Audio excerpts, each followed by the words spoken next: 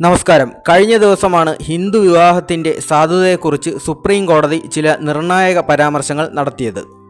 ആചാരങ്ങൾ പാലിക്കാതെയുള്ള വിവാഹം അസാധുവാണെന്നും അതിനാൽ തന്നെ അതിന് നിയമപരമായി വാലിഡിറ്റി ഇല്ല എന്നുമായിരുന്നു സുപ്രീം കോടതിയുടെ പരാമർശം. ഇതേ തുടർന്ന് സമൂഹത്തിൻ്റെ പല കോണുകളിൽ നിന്നും പല സംശയങ്ങളും പരിഹാസങ്ങളും ഊരിത്തിരിഞ്ഞു വരുന്നുണ്ട്. പലരും ചോദിക്കുന്ന ഒരു കാര്യം കോടതി പിന്നോട്ടാണോ സഞ്ചരിക്കുന്നത് എന്നതാണ്. മറ്റ് ചിലരുടെ സംശയം ഇനിയുള്ള കല്യാണങ്ങളിലെല്ലാം കോടതിയുടെ ഇടപെടലുകൾ ഉണ്ടാവുമോ എന്നതാണ്. ഇനി നിലവിൽ വിവാഹിതരായവരെ ഏതെങ്കിലും രീതിയിൽ ഈ വിധി ബാധിക്കുമോ എന്നും ചിലർക്ക് സംശയമുണ്ട്. എല്ലാം തന്നെ ഈ വീഡിയോയിലൂടെ വ്യക്തത വരുത്താം. ആദ്യം തന്നെ കോടതിയെ ഇങ്ങനെ ഒരു പരാമർശത്തിലേക്ക് നയിക്കാനുണ്ടായ സാഹചര്യത്തെപ്പറ്റി വിശദമാക്കാം. വിമാനത്തിലെ പൈലറ്റായി ജോലി നോക്കുന്ന 2 പേർ, ഒരു സ്ത്രീയും ഒരു പുരുഷനും, അവർ തമ്മിൽ വിവാഹം കഴിക്കാൻ തീരുമാനിക്കുന്നു. 2021 മാർച്ചിൽ ഇവരുടെ എൻഗേജ്മെൻറ്റ് നടന്നു. അതിനുശേഷം ആചാരപ്രകാരമുള്ള വിവാഹമൊന്നും നടത്താതെ തന്നെ തങ്ങൾ വിവാഹിതരാണെന്ന് കാണിച്ചുകൊണ്ട് ഒരു സമിതിയിൽ നിന്ന് മാരേജ് സർട്ടിഫിക്കറ്റ് സംഘടിപ്പിക്കുന്നു. 2021 ജൂലൈയിലാണ് ഇങ്ങനെ ഒരു സർട്ടിഫിക്കറ്റ് ഇവർ സംഘടിപ്പിക്കുന്നത്.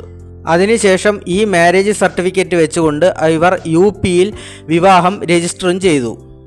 അതുവരെ കാര്യങ്ങളൊക്കെ ഓക്കെയാണ്, ഒരു കോടതിയും ഒരു കാര്യത്തിലും ഇടപെടുന്നില്ല. പക്ഷേ പിന്നീട് ഒരു ഘട്ടം വന്നപ്പോൾ ഇവർ ഈ വിവാഹബന്ധം വേർപെടുത്താൻ ആഗ്രഹിക്കുന്നു. ഈ സമയം 2 പേരും 2 സ്ഥലത്തായതുകൊണ്ട് തന്നെ അതാത് സ്ഥലത്തെ കോടതികളെയാണ് സമീപിച്ചത്. ഒരു കാര്യത്തിന് തന്നെ 2 കോടതികളിൽ കേസ് വരുമ്പോൾ ഇവ രണ്ടും കൂടി ഏതെങ്കിലും ഒരു കോടതികളിലേക്ക് മാറ്റേണ്ടതുണ്ട്. ഇതിനായി ഇവർ കേസ് ട്രാൻസ്ഫർ പെറ്റീഷൻ സുപ്രീം കോടതിയിൽ ഫയൽ ചെയ്തു. ഇതോടൊപ്പം തന്നെ ആ സ്ത്രീ മറ്റൊരു അപേക്ഷയും കൂടി ഫയൽ ചെയ്തു. ഇതിൽ പറയുന്നത് ഇവർ ഒരു തരത്തിലും വിവാഹിതരായിട്ടില്ലെന്നും അതുകൊണ്ട് തന്നെ ആ മാരേജ് സർട്ടിഫിക്കറ്റ് അസാധുവാക്കണമെന്നുമാണ്. ഇതിൻ്റെ അടിസ്ഥാനത്തിൽ സുപ്രീം കോടതി പറഞ്ഞത് ഒരു ഹിന്ദു വിവാഹം സാധുവാവണമെങ്കിൽ ഹിന്ദു മാരേജ് ആക്ട് 1955 സെക്ഷൻ 7 പ്രകാരമുള്ള ആചാരക്രിയകൾ നടത്തിയിരിക്കണം. ഇന്ന ആചാരങ്ങൾ നടത്തണമെന്ന് കോടതി എടുത്തു പറയുന്നില്ല, പക്ഷേ ആ സമുദായത്തിൽ നിലവിലുള്ള വിവാഹാചാരങ്ങൾ നടത്തിയിരിക്കണം. അത് അഗ്നിക്ക് ചുറ്റും 7 വട്ടം വലം വയ്ക്കുന്ന സപ്തപതിയാവാം, പുടവ കൊടുക്കലാവാം, താലികെട്ടാവാം, അങ്ങനെ എന്തും ആകാം.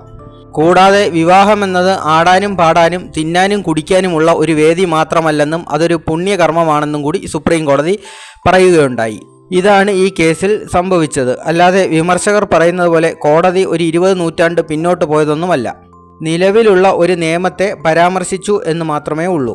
കോടതിയുടെ വിധി എന്നോണം ആ വിവാഹ രജിസ്ട്രേഷനും റദ്ദാക്കി.